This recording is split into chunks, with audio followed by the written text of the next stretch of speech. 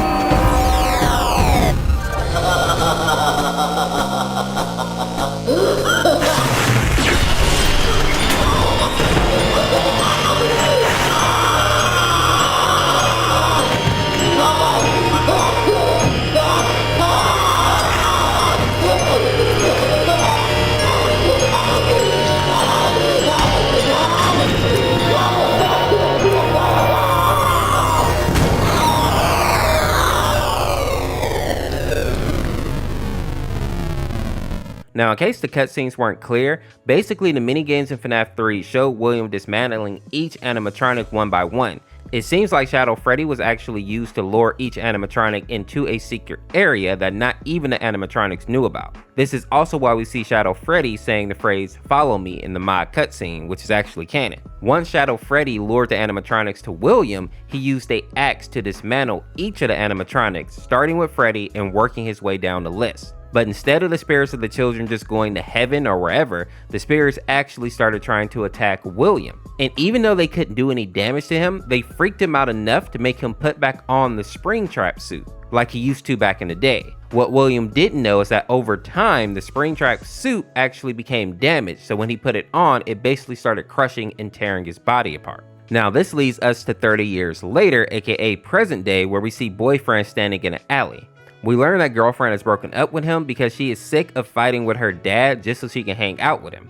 But even though they are broken up, she tells him that one day they can be together, and she gives him a spell that will allow him to become immortal. But judging by how this mod ends, I don't think he actually takes her up on that spell, meaning that I don't think he actually uses it. Boyfriend is obviously devastated due to the breakup, which is why he's probably walking around alone in the middle of the night. But as he's wandering around, he finds a place called Fazbear's Fright. This place is basically a replica of the original Freddy Fazbear Pizzeria, but turned into a haunted house. The owners wanted to capitalize on the urban legend that surrounded the pizzeria, allowing people to walk around with no real threat of actually being attacked by an animatronic. Now, a fun fact here, when the people went to salvage and clean up this place, they found mostly junk, small oddities, and some dismantled pieces of animatronics. However, there was one animatronic that seemed to still actually be intact, and that of course was Springtrap. And while no one knew at the time, Springtrap was very much alive and ready to torment the player, or in this case,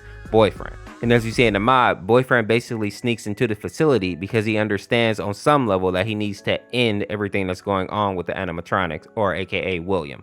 Now, as Boyfriend is battling, we see several phantoms appear in various songs, starting with Shadow Freddy, then we see Shadow Foxy, Mangle even pops up to cover the arrows, basically serving the same purpose as he had in FNAF 3. We have two versions of Chica that pop up, the first one being on the arcade monitor, which is a reference to seeing her in FNAF 3 on camera 7. And then we also see her burned phantom form appear to battle Boyfriend as well.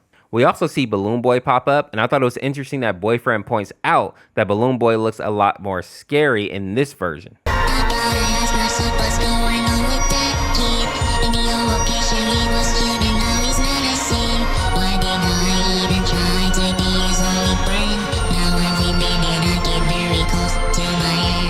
I think this is a reference to the fact that Boyfriend doesn't realize that he's in a haunted house basically, and still feels like he's in a regular pizzeria. The last phantom that we see pop up, who is the creepiest in my opinion, is the puppet. She would pop up randomly in FNAF 3 on camera 8, and if you didn't look away fast enough, her burnt face would pop up right in the middle of your screen, blocking your vision.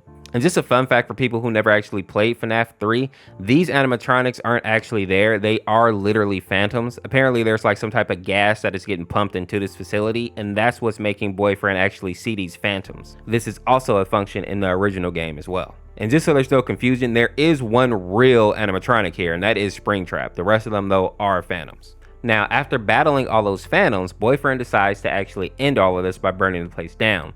But then we see this scene with William. Holy shit! After all these years, a new victim.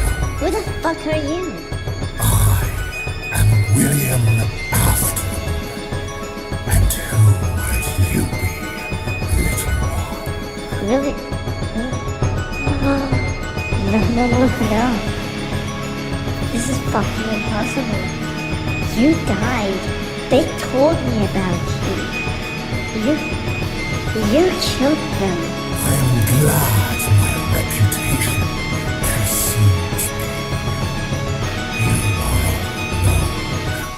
And now it is your turn to join them, stupid boy.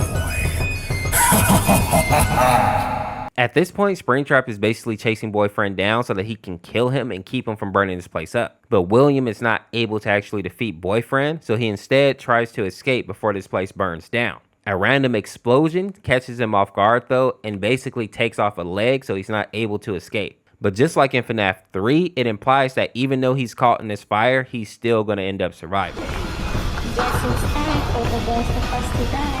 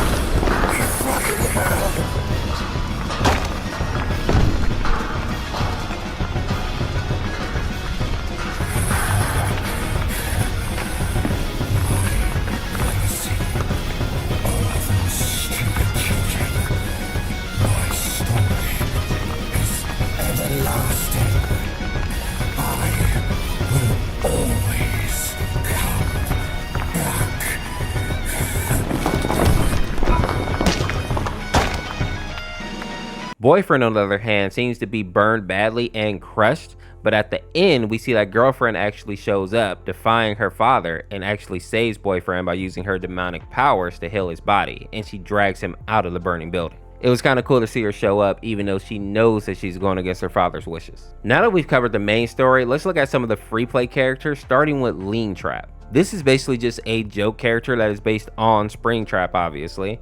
His brief lore reads that Lean Trap is the result of Springtrap having way too much lean and becoming invincible in the process. Now, for those of you that are curious about what lean is, it's just prescription cough medicine and some type of soda like Sprite or Mountain Dew. But if this sounds interesting to you, get it out of your head now. People who are dumb enough to actually drink lean have a high probability of falling asleep and never waking up again. You don't want your legacy to end with you dying to some cold medicine. If you're gonna die in a dumb way, at least go fight a bear or something. It'll give your family an interesting story to tell. In the next song, we see 3 characters that are called the Paper Pals, and they are unlockable characters in the FNAF World game. There isn't really a whole lot of lore about them, but it's cool to see that some more obscure characters have been added into these mods. Next, we have 3 Endo skeletons that pop up. These are the guys that can only move when you're not looking at them. The one with the sword that pops up is called Endo 2, which is basically just a upgraded version of the regular Endo suit, and it's basically a Easter egg in the FNAF 2 game. The Endo with the red eyes and the mic is Glam Endo, and I believe that they are specifically from the Security Breach game, and they can be found in the basement area of the Pizzaplex. The next song is based on an animation by the YouTube channel called Piemation, and it's basically a parody of FNAF 3 that is pretty well done. I'm starting to think there is no child. You just gotta look harder, man. That's it, fucker. I'm coming in there. Hello? Next, we have the song called Waffles, which is another OG FNAF animation, and is basically just Springtrap trying to hoard waffles. Nuh-uh, if I give you the waffles, I won't get any. Link, would you like a waffle? There is no more waffles, I have them all. And the rest of the songs, minus the Daddy Dears versus Freddy, are just references to FNAF 3 minigames. I think this one is supposed to be based on the Balloon Boys' adventure, specifically the Out of Bounds area, which as you see here had like these shadow versions of the Balloon Boy. This next song is based on Mangle's Quest. This one here is based on the minigame called Chica's Party. And the last one is based on a minigame called Stage 1. Now, if you enjoyed this video, make sure to check out this video on the screen here. Subscribe today to become a member of the Orseofkorse, and we'll see you tomorrow with another one. Peace, peace.